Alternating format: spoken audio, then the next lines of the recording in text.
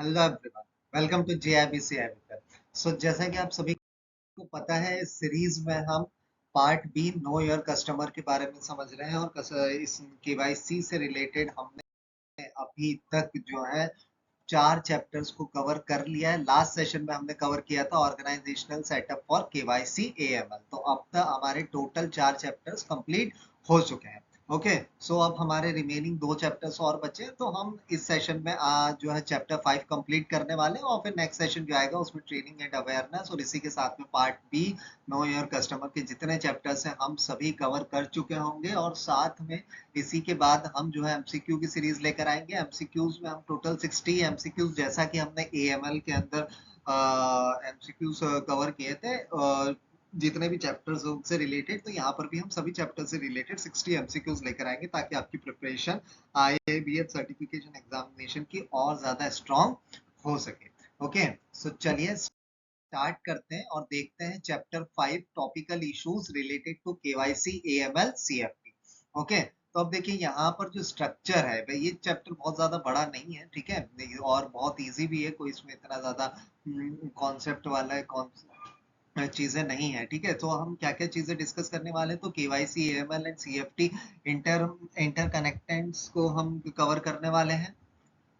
ठीक है, okay, so second हम यहाँ पर देखेंगे ऑर्गेनाइज्ड फाइनेंशियल क्राइम्स के बारे में हम जानेंगे। इसके बाद में हम देखेंगे ट्राइड ऑर्गेनाइजेशनल क्रिमिनल्स, क्या क्या चीजें इसमें, क्या क्या कॉन्सेप्ट है उनको हम जानेंगे। साथ में हम देखेंगे common KYC for financial sector, financial sectors के लिए जो कॉमन केवाईसी प्रोसेस है, कॉमन केवाईसी क्या है, ठीक है, इन बारे में हम समझेंगे। और इसके बाद हम देखेंगे regulatory coordination for AML CFT and KYC. Okay, so चलिए स्टार्ट करते हैं। और स्टार्ट करने के साथ ही हम सबसे पहले ऑब्जेक्टिव्स के बारे में समझते हैं, क्या उद्देश्य है और क्या ऑब्जेक्टिव रहेंगे हमारे इस चैप्टर को समझने के। So first, to understand the interconnectedness of KYC and other AML CFT measures. ठीक है ना, हम जो भी इंटरकनेक्ट केवाईसी और जितने other AML AML CFT, combat financing terrorism है, एंटी मनी लॉन्ड्रिंग है, ठीक है, क्या नो योर कस्टमर्स है, ठीक है, तो इनके बीच में जो इंटरकनेक्टेंट्स है, ठीक है, वो क्या समानता है, उन चीजों को हम समझने वाले हैं। देन हम देखेंगे to know about the risk for of organised financial crimes, ठीक है, जो कि ऑर्गेनाइज्ड फाइनेंशियल क्राइम्स है, ठीक है, उनकी क्या रिस्क है, ठीक है, उसके बारे में हम जानेंगे। देन उसके बाद हम देखेंगे knowing about the initiatives for coordination among various financial sectors regulators, ठीक है, हम कुछ इनिशिएटिव्स और कोऑर्डिनेशन के बारे में जानेंगे, ठीक है, और उसके बारे में समझेंगे कि फाइनेंशियल सेक्टर रेगुलेटर्स क्या है, उनके क्या इनिशिएटिव्स रहे हैं, उन्होंने रहे हैं उनके कोऑर्डिनेशन से। So I hope it is clear. Okay, so चलिए आगे बढ़ते हैं और देखते हैं यहाँ पे KYC AML CFT interconnectedness. Okay, तो दोस्तों जैसा कि आप सभी को पता है कि जो मनी लॉन्ड्रिंग है, basically money laundering and terrorism financing है different purposes but get interconnected. ठीक है, यानी मनी लॉन्ड्रिंग और टेररिस्ट फाइनेंसिंग अपने अपने पर्पस के हिसाब से डिफरेंट होते हैं। ठीक है ना, दोनों का कॉन्सेप्ट अलग अलग है। मनी लॉन्ड्रिंग का मेन एम होता है इलीगल पैसे को क्या करना, वाइट में कन्वर्ट करना, ठीक है, और टेररिस्ट फाइनेंसिंग का एम होता है टेरर रिलेटेड एक्टिविटीज को पैसा प्रोवाइड करना, जो भी टेररिस्ट होते हैं, ठीक है ना, जो टेररिस्ट ग्रुप्स होते हैं उनको पैसा प्रोवाइड करना। तो मनी लॉन्ड्रिंग को क्या है, ब्लैक को व्हाइट में कन्वर्ट करना, टेररिस्ट फाइनेंसिंग जो टेररिस्ट एक्टिविटीज है उनके अंदर पैसा को प्रोवाइड करना। लेकिन आज के जमाने में दोनों इंटरकनेक्टेड हो जाते हैं, दोनों ही क्या हो जाते हैं, इंटरकनेक्टेड हो जाते हैं, उन्हीं के बारे में हम डिस्कस करने वाले हैं। ठीक है, both need a well NGO corporate structure is often used, यानी दोनों को एक वेल बोले तो वेल हो सकती है, होती है एक कवर, अब ये क्या है, तो बेसिकली एक कवर, एक मास्क और एक ये मास्क बनाता है कॉर्पोरेट या एनजीओ के थ्रू। ठीक है, इसके बाद हम बात करें crimes money इंटर्स genuine businesses via बेनामी ट्रांजैक्शंस, यानी जो बेनामी ट्रांजैक्शंस हैं उनके थ्रू क्राइम का पैसा एकदम जेन्युइन बिजनेस में घुस जाता है, मतलब आम बिजनेस और अंडरवर्ल्ड के बीच एक नेक्सस बन जाता है। समझ में आया?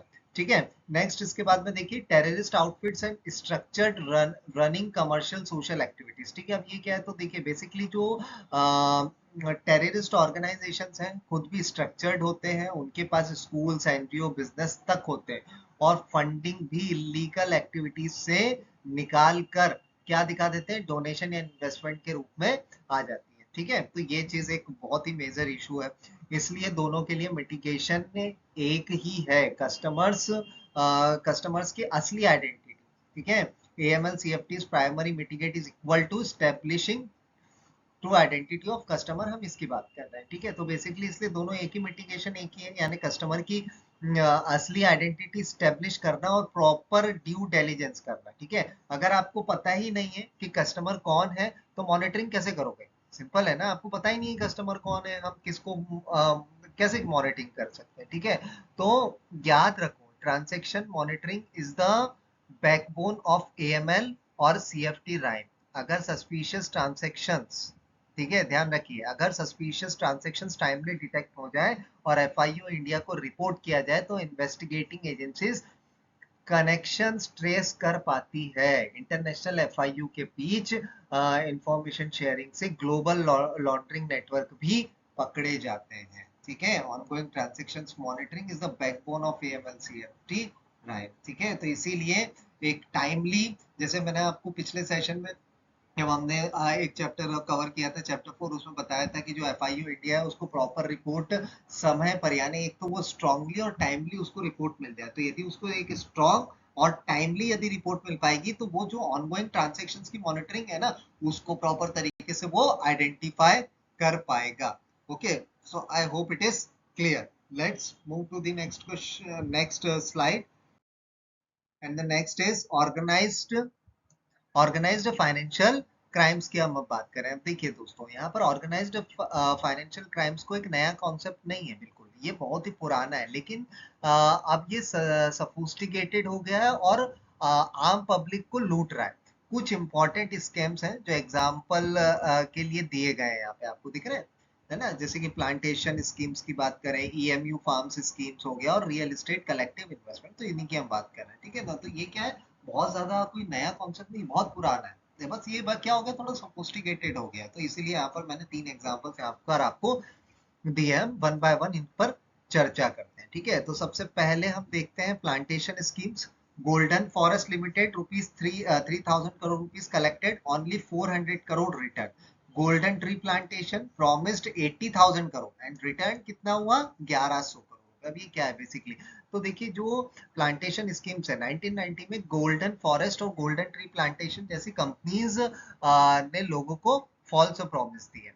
ठीक है, गोल्डन फॉरेस्ट लिमिटेड ने 3,000 करोड़ कलेक्ट किए और सिर्फ 400 करोड़ रिटर्न किए, बाकी पैसा जो है कंस्ट्रक्शन बिजनेस वगैरह दूसरे अदर जो बिजनेस है उनमें डाइवर्ट कर दिया। वो ऐसा ही किया, गोल्डन ट्री प्लांटेशन ने बोला 500 करोड़ रुपए इन्वेस्ट करो और 15 साल में 80,000 मिलेगा।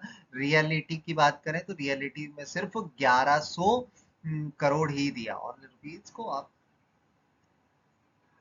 है ना, नहीं तो ये 1,100 रुपए नहीं है, ठीक है, 1,100 करोड़ रुपए दिए।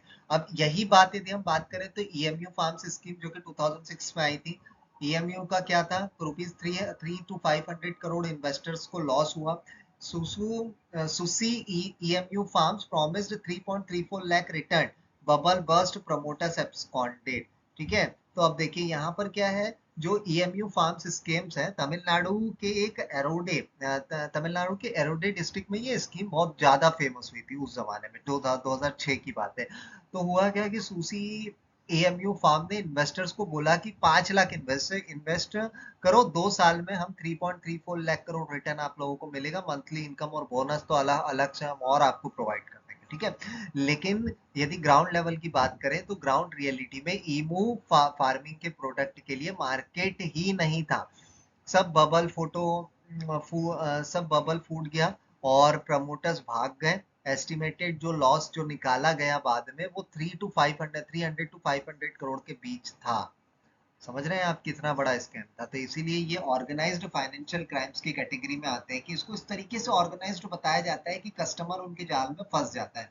ठीक है। इनके अंदर बहुत सारी ऐसी कलेक्शन कंपनीज भी आती है। यदि आपका हमारे हम यदि देखें तो आपने देखा होगा कि ऐसी बहुत सारी कंपनीज थी जो आरडी एफडी के नाम पर कस्टमर से पैसा लिया और उसके बाद में भाग गई, ठीक है ना। तो इस तरीके से कुछ इन्वेस्टिंग कंपनीज भी रही। अब बात करते हैं रियल एस्टेट कलेक्टिव इन्वेस्टमेंट पूंजी।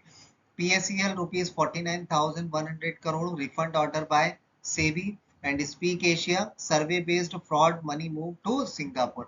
अब देखिए यहाँ पर इसकी बात करें तो जो PSEL का मतलब है पियर्स एग्रोटेक, पियर्स एग्रो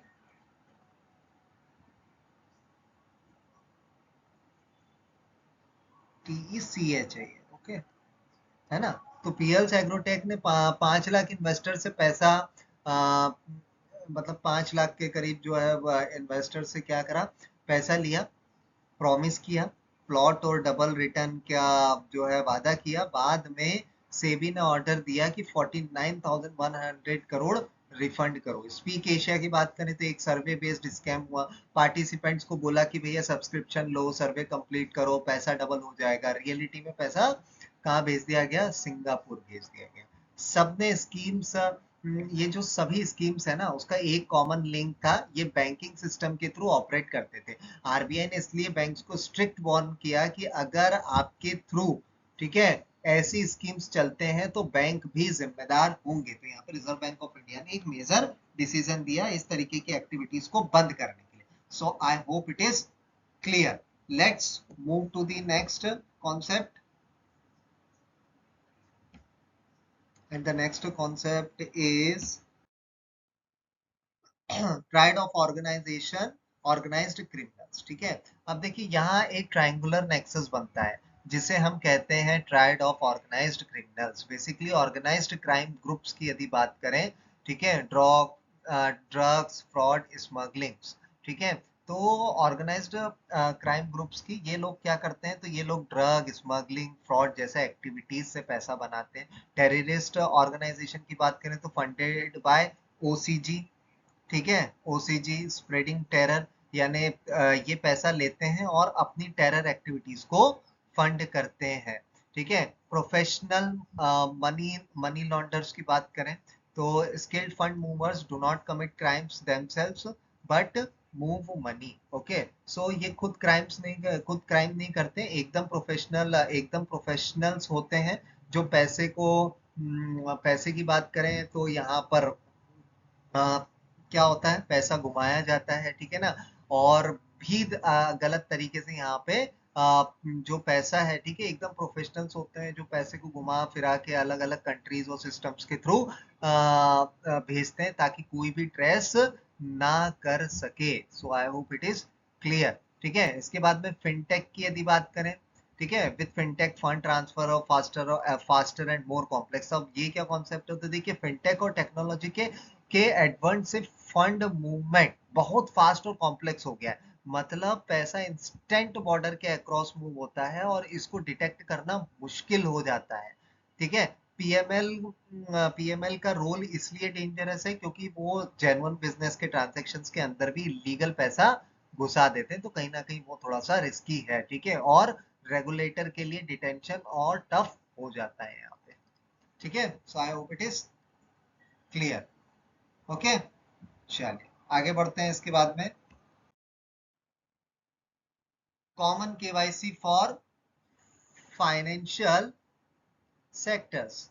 ठीक है।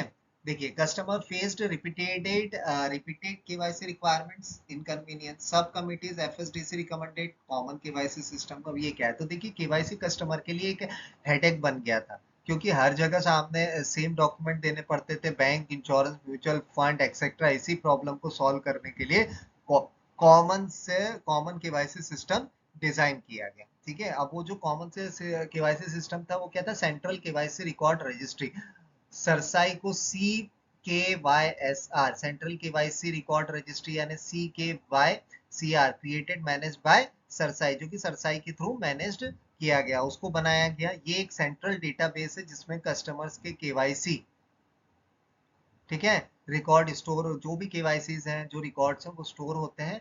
अब फंक्शंस पर आते हैं, तो फंक्शंस ऑफ सी के वाई सी आर क्या है? तो basically it is store at receive, store, safeguard and retrieve KYC record, यानी कि ये डेटा को रिसीव, स्टोर, सेफगार्ड, रिट्राइव करता है केवाईसी रिकॉर्ड्स को रिपोर्टिंग एंटिटीज और एफआईयू को अवेलेबल कराना। ठीक है ना, जो कि रिकॉर्ड्स है उनको रिपोर्टिंग एंटिटीज हो गई या फिर एफआई है, उनको क्या करता है, उनको उनका एक्सेस प्रोवाइड करता है। So I hope it is. ठीक है, तो ये केवाईसी के जो कॉमन, यदि हम बात करें जो कॉमन सेक्टर्स हैं, ठीक है, फाइनेंशियल सेक्टर्स हैं, ये वो है। ठीक है, तो ये कॉन्सेप्ट आया। जैसे कि सरसाई की बात करें कि सी केवाईसी है, तो ये बहुत ही इजीएस्ट प्रोसेस हो गया कि बार बार यहाँ पर भी केवाईसी की जरूरत नहीं होती है। आई hope it is clear.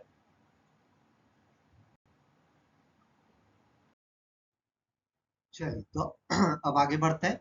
Common KYC वो फाइनेंशियल सेक्टर में ही आगे हम देखेंगे की ऑपरेशनल एस्पेक्ट्स को। ठीक है, सो बेसिकली रिपोर्टिंग एंटिटी को विद इन 3 डेज में केवाईसी अपलोड करना होता है। Reporting entities upload KYC within 3 days. ठीक है, तो ये कुछ ऑपरेशनल एस्पेक्ट्स हैं जिनको हम अभी डिस्कस कर रहे हैं। ठीक है, तो उसमें पहला यही है कि जो रिपोर्टिंग एंटिटी है वो 3 दिन में अपने जो भी केवाईसीज हैं, ठीक है, जो भी आइडेंटिटी प्रूफ है उनको वो अपलोड करेंगे। ठीक है, इसी के साथ में फिजिकल कॉपीज उन्हें अपने पास में रखनी होती है। ठीक है, physical copy retained by regular by reporting entities. Next, C KYC R duplicates issues KYC identifier, यानी सी केवाईसी आर, ठीक है, जो डुप्लीकेट डेटा है उसको रिमूव करके यूनिक केवाईसी आईडी इशू करता है। ओके, नेक्स्ट, यहाँ पे clients receive unique KYC ID, यानी क्लाइंट्स को केवाईसी आइडेंटिफायर कम्युनिकेट करना पड़ता है यहाँ पे। ठीक है,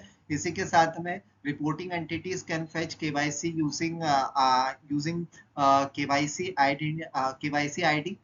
मीन्स अगर क्लाइंट केवाईसी आईडी डेटा यदि उनके पास है, तो रिपोर्टिंग एंटिटीज डायरेक्टली सिस्टम से डेटा फेच कर लेगा। ठीक है, अगर एड्रेस चेंज हो या हाई रिस्क प्रोफाइल हो, तो एक्स्ट्रा इंफॉर्मेशन मैनेज मांगी जा सकती है। यहाँ पे additional information required, okay, for special cases. ठीक है, updated circulated across reporting entities. ठीक है, यानी जो अपडेट्स हैं, जितनी भी अपडेट है सी के वाई सी आर के थ्रू ऑटोमेटिकली सबको सर्कुलेट होती है यहाँ पे। ठीक है, last, reporting entities verifies authenticity, यानी लास्ट जो आरई है वो रिस्पॉन्सिबल होगा आइडेंटिटी वेरीफाई करने के लिए। और इसी के बाद आगे उसका अगला पॉइंट देखें तो रिकॉर्ड्स का मिसयूज या थर्ड पार्टी ट्रांसफर अलाउड नहीं है। ठीक है, KYC information can not be misused और shared without authorisation. So I hope it is. तो ये कुछ की ऑपरेशनल एस्पेक्ट्स हैं फाइनेंशियल सेक्टर केवाईसी के, common KYC for financial sectors में। ठीक है, चलिए नेक्स्ट आते हैं इसके बाद में। कॉमन की केवाईसी फॉर फाइनेंशियल सेक्टर्स में ही बेनिफिट्स हम देख लेते हैं सी केवाईसी आर का।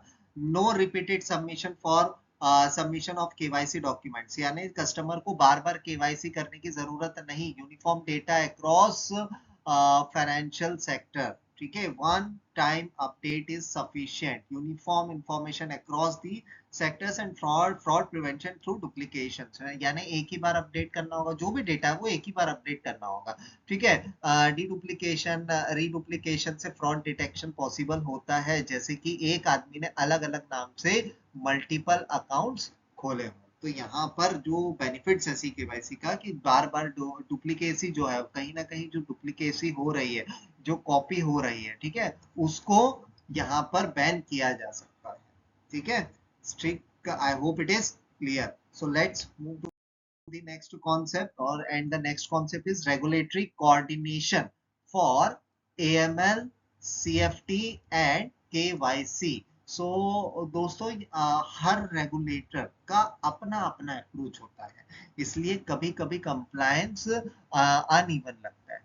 ठीक है, जो है वो वैसा लगता है कि नहीं नहीं ये बिल्कुल जस्टिफाइड नहीं है, तो इसीलिए ना सबका अपना अपना कंप्लायंस होता है, तो इसीलिए क्या होता है ना कहीं वो अनइवन सा लगने लगता है। अब बात करें हम PMLA and rules apply all financial players की। सो जो पीएमएलए और पीएमएल रूल्स तो सब पर अप्लाई होते हैं,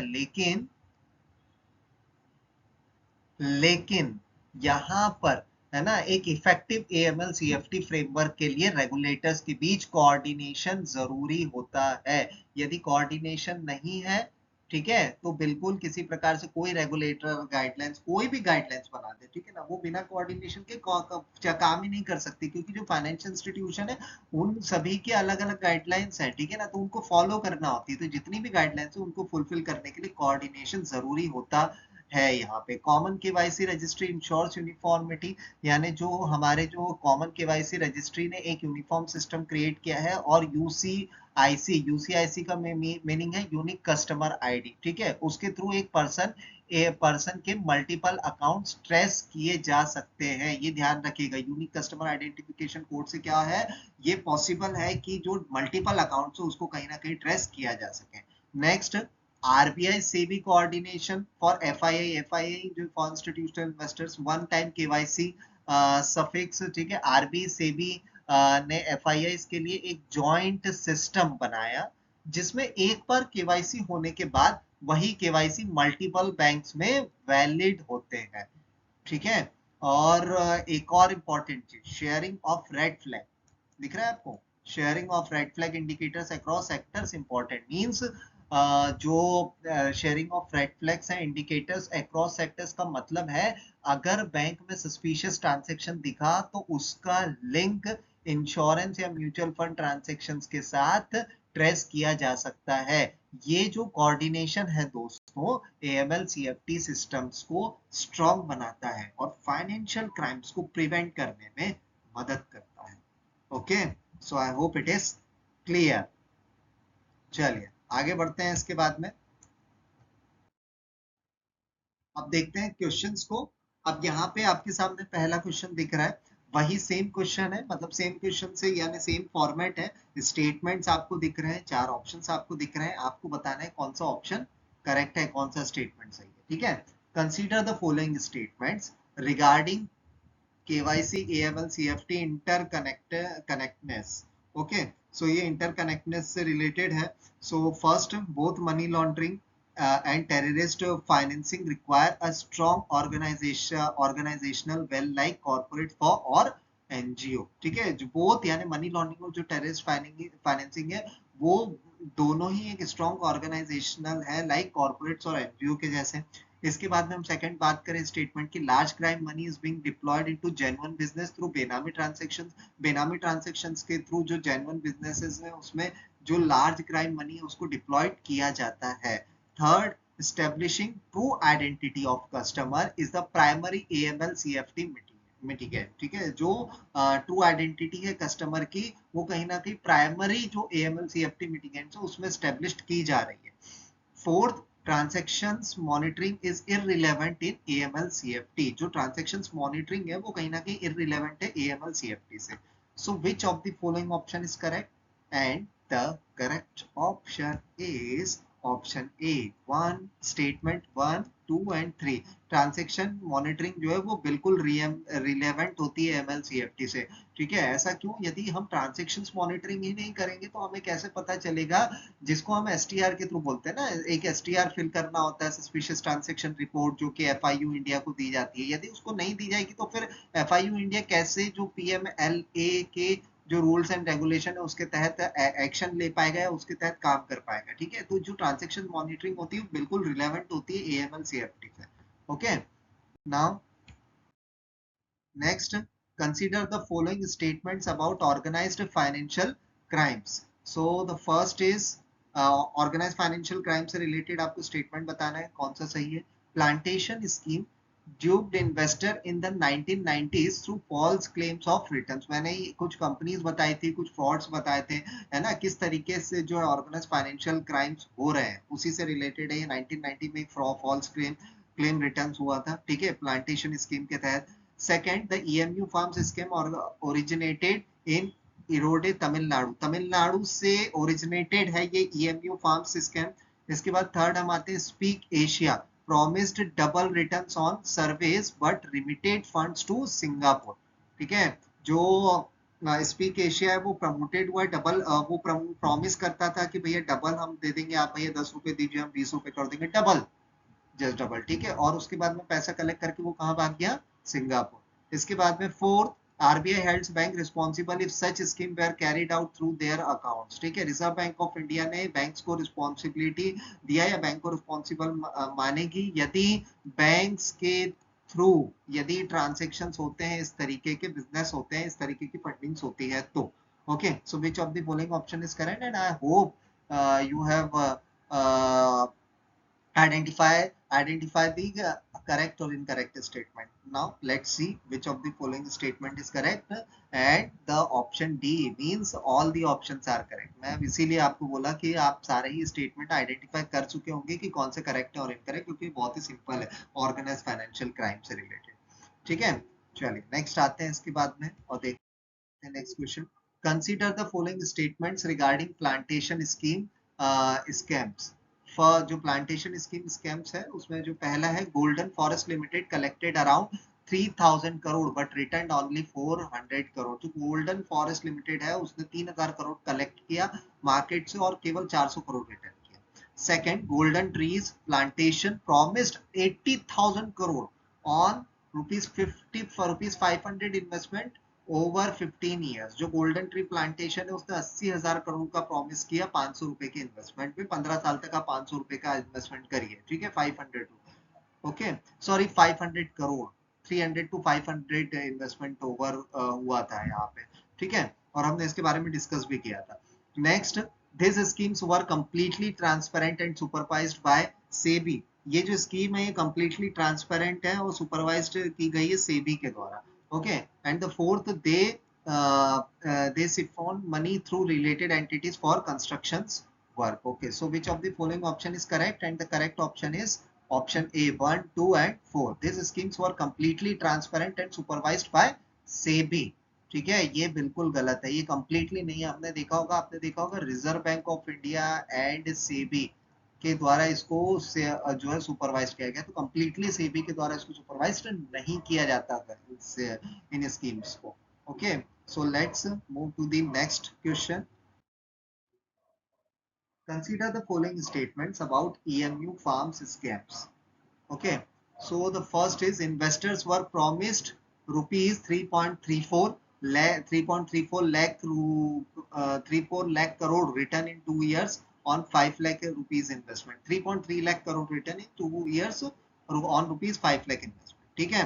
Second, farms falsely claimed everything from an EMU was marketable। जो फार्म्स है उसने फॉल्सली क्लेम किया कि सारी चीजें क्लेम की कि जो भैया EMU जो है मार्केटेबल प्रोडक्ट्स लॉन्च कर रहा है। इसके बाद में third, the scam lead estimated investors loss is 300 to 500 crore. ये जस्ट अभी थोड़ी देर पहले जो मैंने बताया, ठीक है।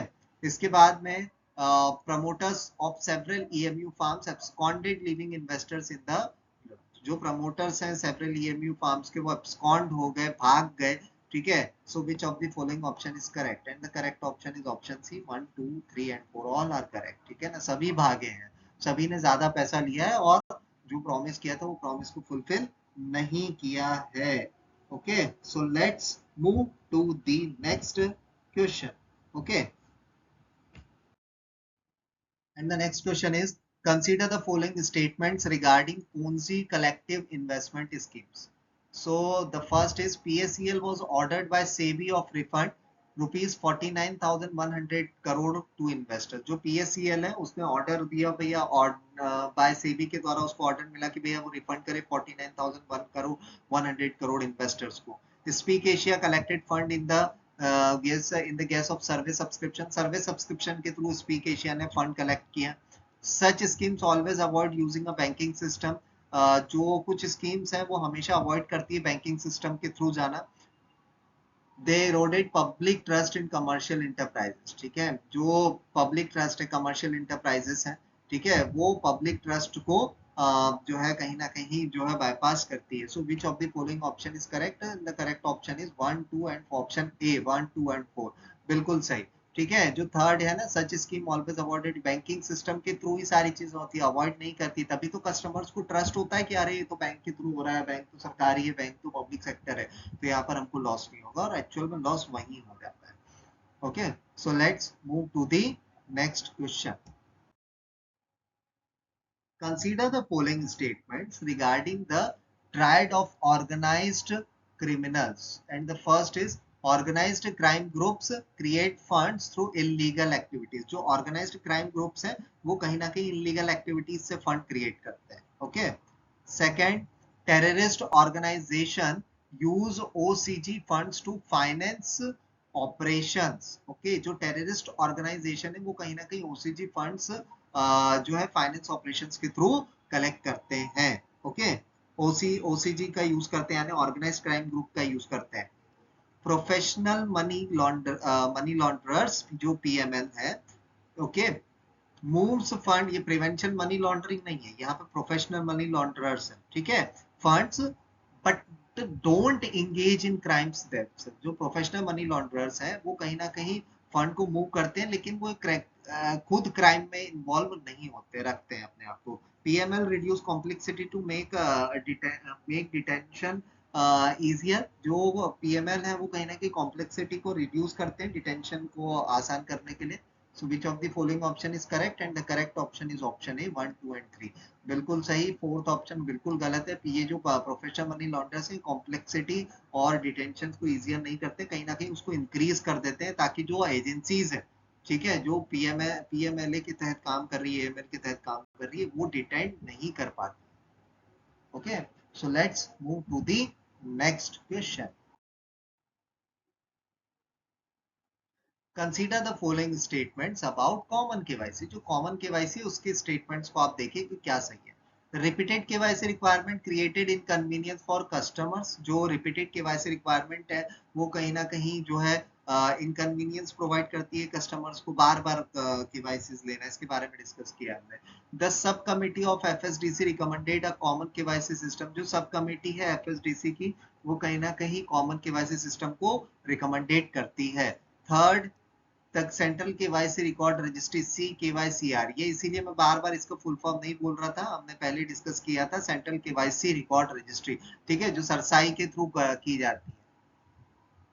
ठीक है, यहाँ पर जितनी रजिस्ट्रीज होती है, जब आप होम लोन भी लेने जाते हैं ना, तो जो वहां पे जो ऑपरेशंस डिपार्टमेंट होते हैं वो सरसाई रिपोर्ट निकालते हैं ना. ये एक आपके जनरल नॉलेज के लिए मैं बता रहा हूँ. ठीक है, तो जब सरसाई रिपोर्ट जब ओके होती है ना, पॉजिटिव होती है, उसके बाद ही जो है ना फाइनेंशियल इंस्टीट्यूशंस आपको लोन प्रोवाइड करता है. तो जो सेंट्रल केवाईसी रिकॉर्ड रजिस्ट्री है, इसी के थ्रू यानी जो सरसाई है उसमें रिपोर्ट वो कैसे होके आएगा, जब आपका पूरा केवाईसी रिकॉर्ड जो है ना प्रॉपर तरीके से ओके होगा, तब जाके रिपोर्ट होके आती है, तब जाके आपको कोई लोन या फिर और किसी तरीके की फाइनेंशियल एक्टिविटीज में आप इन्वॉल्व हो पाते हैं. ठीक है, C KYC R issues a unique KYC identifier to each customer. जो सी केवाईसी आर है वो कहीं ना कहीं यूनिक केवाईसी आइडेंटिफायर है हर एक कस्टमर्स के लिए. So which of the following option is correct? And the correct option is option A, option D, 1, 2, 3 and 4. Okay, so let's move to the next question. Consider the following statements regarding operational aspects of CKYCR. है ना, operational aspects of CKYCR से related आप statement बताइए कौन सा सही है. First statement, reporting entities must upload KYC within 3 days of starting relationship. जो रिपोर्टिंग एंटिटीज हैं वो 3 दिन के भीतर ही केवाईसी अपलोड करेगी. Okay, C KYCR deduplicates data and issue KYC ID. जो केवाईसी आईडीज हैं डी डुप्लीकेट्स डेटा, ठीक है ना, वो इशू किए जाएंगे. KYC records can be used by bank for marketing purpose. ये मार्केटिंग पर्पस के लिए यूज किया जाता है बैंक से द्वारा KYC records. Okay, fourth, are यानी वही reporting entities must update C KYCR with additional or update client information. Which of the following option is correct? I hope आपने correct answer भी निकाल लिया होगा. And the correct option is option A, 1, 2 and 4. 3 बिल्कुल गलत है ना. Marketing purpose के लिए केवाईसी का यूज किया ही नहीं जा सकता है ना, ये इलीगल है. So let's move to the next question and last question of this session also. Consider the following statements regarding benefits of CKYCR. Okay, so the first is customers will not need to resubmit KYC documents repeatedly. जो customers हैं उनको जरूरत नहीं है KYC को repeatedly resubmit करने की. Okay, ये मैं CKYCR के बेनिफिट्स के तहत बता रहा हूँ, है ना। आप इससे रिलेट करिएगा और देखिएगा स्टेटमेंट सही है। Second, uniformity of KYC data across financial sector reduces miss representation. जो यूनिफॉर्मिटी है केवाईसी डेटा की फाइनेंशियल सेक्टर में, वो कहीं ना कहीं मिस रिप्रेजेंटेशन को रिड्यूस करती है। Third, deduplication helps detect multiple entities by same person. जो डिडुप्लीकेशन की जो प्रॉब्लम्स है वो कहीं ना कहीं मल्टीपल एंटिटीज को जो है हेल्प करती है डिटेक्ट करने के लिए सेम पर्सन। ठीक है। It increases cost for financial institution by duplicating work. Duplicating works financial institutions के द्वारा जो डुप्लीकेटिंग वर्क्स किए जाते हैं वो कहीं ना कहीं कॉस्ट को इंक्रीज करते हैं। So which of the following option is correct? Option B 1, 2 and 3, है ना। ये कहीं ना कहीं कॉस्ट को इंक्रीज नहीं करती duplicating work. Okay, so guys, ये था हमारा चैप्टर। सो आप सभी लोग इस चैप्टर को बिल्कुल देखिएगा और इससे आपकी एक बेटर अंडरस्टैंडिंग भी बनेगी और इसी के साथ में आप और भी एमसीक्यूज प्रॉपर तरीके से सॉल्व कर पाएंगे। ठीक है, जब हम एमसीक्यू सेशन करेंगे तो हम और भी क्वेश्चंस को सॉल्व करेंगे। ओके, सो मिलते हैं नेक्स्ट सेशन में एक और चैप्टर के साथ में। तब तक के लिए थैंक यू।